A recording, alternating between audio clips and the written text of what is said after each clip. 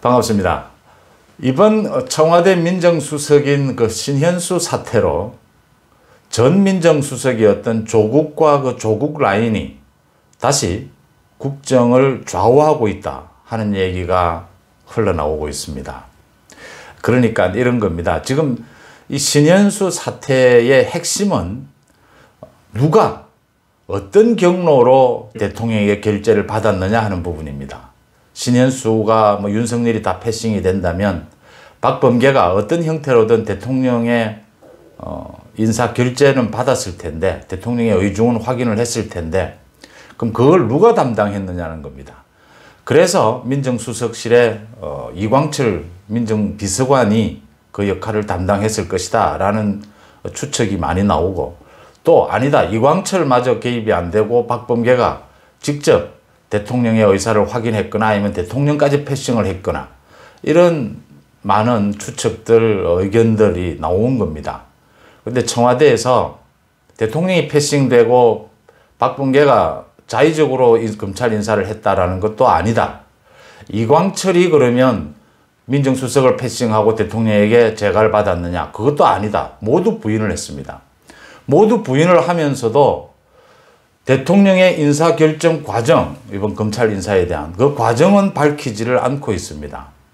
통치행위에 해당한다, 이런 얘기들입니다. 많은 분석이 대통령까지 패싱을 하고 박범계가 자의 독단적으로 검찰 인사를 추진하지는 않았다.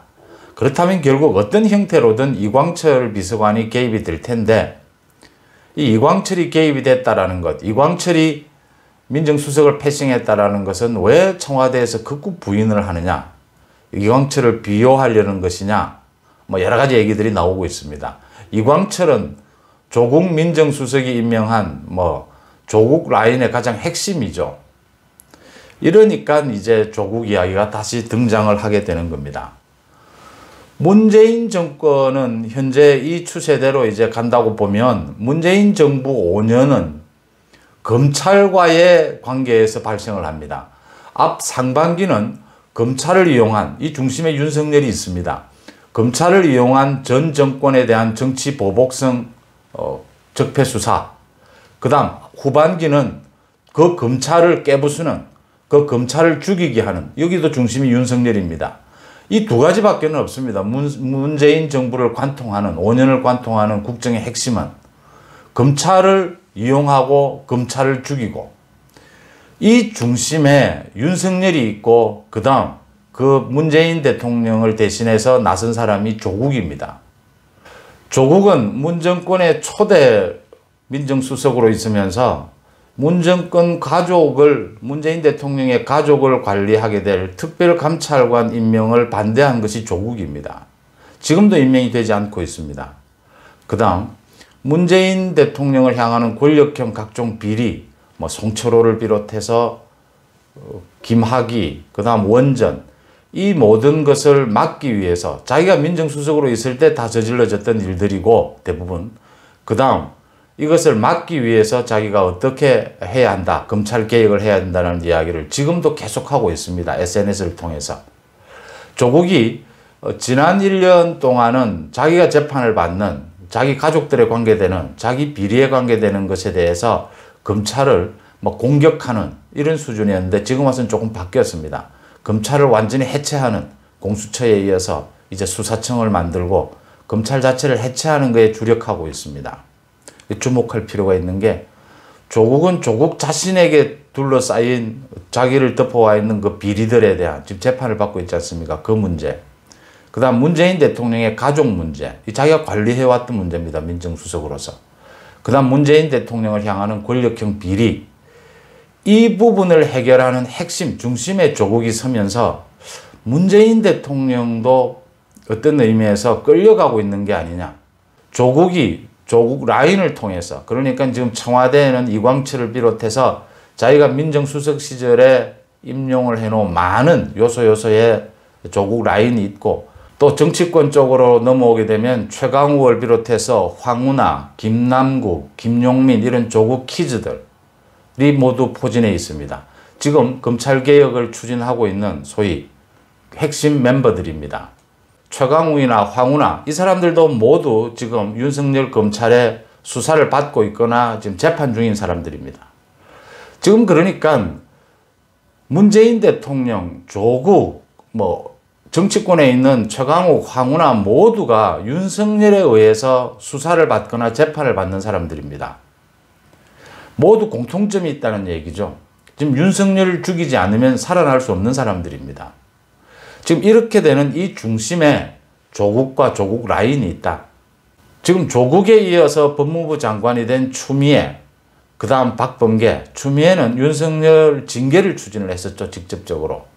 그 다음 박범계가 있는데 모두들 사실은 이 조국 라인, 조국과 조국 라인이 추진하고 있는 이 검찰 죽이기에 어떻게 보면 하수인들에 불과하다 이렇게 보이는 겁니다. 그게 지금 하나 둘씩 드러나고 있는 게 신현수가 사표를 낸 이유가 여러 차례 지금 검찰 인사, 그 다음 특별감찰관을 왜 임명하지 않느냐, 임명하자. 그 다음 공수처를 비롯해서 검찰을 해체시키는 이런 검찰개혁 방안에 대해서 신현수가 생각을 달리하고 있고 또 정권과 검찰과의 관계를 좀 개선하자 하는 이런 모든 부분들이 문재인 대통령의 반대에 부딪혔다는 것 아닙니까? 그게 이제 터져 나온 게 검찰 인사였고 인사를 기점으로 해서 터져 나온 것이고 사실은 지금 검찰과의 관계에서 전반적으로 신현수가 와서 청와대를 들여다보니까 놀랍게 이건 자기 생각과 너무나 다르다는 부분이거든요. 박범계도 법무부 장관으로 임명되면서 사실상 검찰과의 관계는 좀 바꿔보자. 추미애 때와는 달리. 그렇게 생각을 하고 있는데 전혀 이번에 그렇게 되지 않고 검찰 인사가 추미애 때의 검찰 인사, 검찰에 대한 대응 그대로 연결이 된 것이 이렇게 작동한 것이 역시 조국과 조국 라인의 작품이다. 지금은 사실은 신현수도 크게 할 일이 없어져 버렸고 입지가 없어져 버렸고 박범계도 자기 생각대로 안 됐다라는 겁니다. 이 모든 걸 조정하는 사람은 누구냐?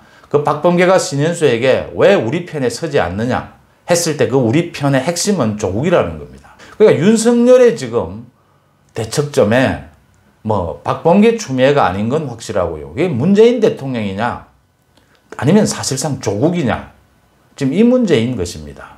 문재인 대통령은 조국에 대해서 마음에 빚이 있다라는 표현, 그것도 기자간담회에서 청와대 그 말을 해서 지금도 화제가 되고 있죠.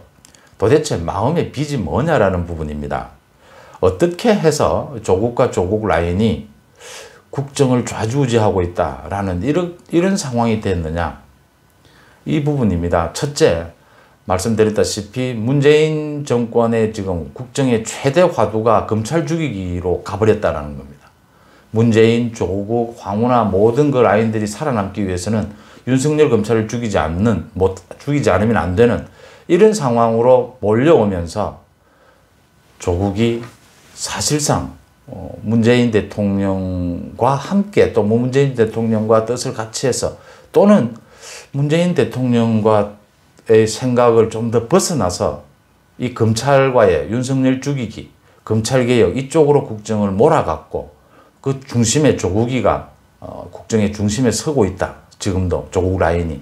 이런 상태가 되어 있다는 겁니다. 문재인 대통령이 여기에서 어느 정도 결정권을 행사하고 있느냐라는 부분까지도 지금 얘기가 되고 있습니다. 그래서 자꾸 지금 국정이 비정상적이다. 이 국정 운영이 뭔가 비선그룹에 의해서 움직여지는 게 아니냐 이런 추측들이 계속 나오고 있고요. 그 다음에 신현수도 다시 복귀를 할 거냐 이제 사퇴를 할 거냐가 내일 결정이 될 것 같은데 지금 최종 마무리 단계, 결정 단계가 아니냐 이렇게 보입니다. 신현수도 복귀가 어렵지 않겠느냐라는 게 이런 구도 아래서 신현수가 할 일이 없거든요. 아무것도. 지금 청와대에서는 이광철을 보호하려고 하는 것은 역시 이광철도 많은 대통령을 향하는 그 권력형 비리에 직접적으로 관여가 되어 있는 데다가 그 다음 이광철을 보호하지 않으면 이 조국의 부분, 조국 라인이 또 다 드러나는 이런 부분들이 아니겠느냐 이런 추측들입니다. 그러니까 우리가 청와대가 권력의 핵심이라고 하는데 그 청와대 안에서도 민정수석실이 핵심 중에 핵심이죠. 이 민정수석실 내부의 권력투쟁 갈등에 의해서 사실은 박근혜 정부도 어떤 박근혜 정부의 위기가 시작이 됐다 이렇게 보거든요. 사실 그때 우병우 민정수석 부분에 있어서. 결국 핵심은 지금 이광철입니다. 민정수석실의 민정비서관인 이광철이 검찰 인사의 그 협의에 가장 중심에 서 있는 사람이죠. 가장 중심에 서서 연락책을 맡았던, 자기가 결정을 맡았던 어떤 역할이라도 하지 않을 수는 없었을 테고, 그럼 이광철이 지금 신현수를 패싱하고 대통령과 직접 거래를 했느냐, 아니면 이광철이 박범계와 함께 대통령의 재가를 얻어내는 어떤 형태의 방식으로 이걸 처리를 했느냐, 그럼에도 불구하고 지금 청와대가 이걸 덮고 있느냐, 이런 이야기입니다. 청와대는 계속해서 신현수와 이광철은 입장에 다른 차이가 없었다, 같은 입장이었다, 이런 겁니다. 같은 입장일 수가 없는 거죠. 전체적으로 본다면.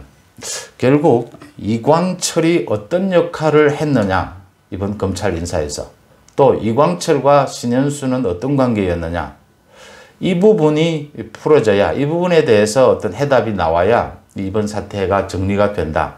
그다음 궁극적으로는 지금도 문재인 대통령과 조국은, 또 그 조국 라인은 어떤 관계냐, 지금 이게 실질적으로 조국과 조국 라인이 이 검찰 죽이기에 대해서 실질적인 어떤 결정권을 갖고 움직이고 있느냐, 이 부분에 대한 의혹입니다. 이런 의혹들이 계속 드러나면서 이 국정이 정상이 아니다, 지금 이런 얘기들입니다.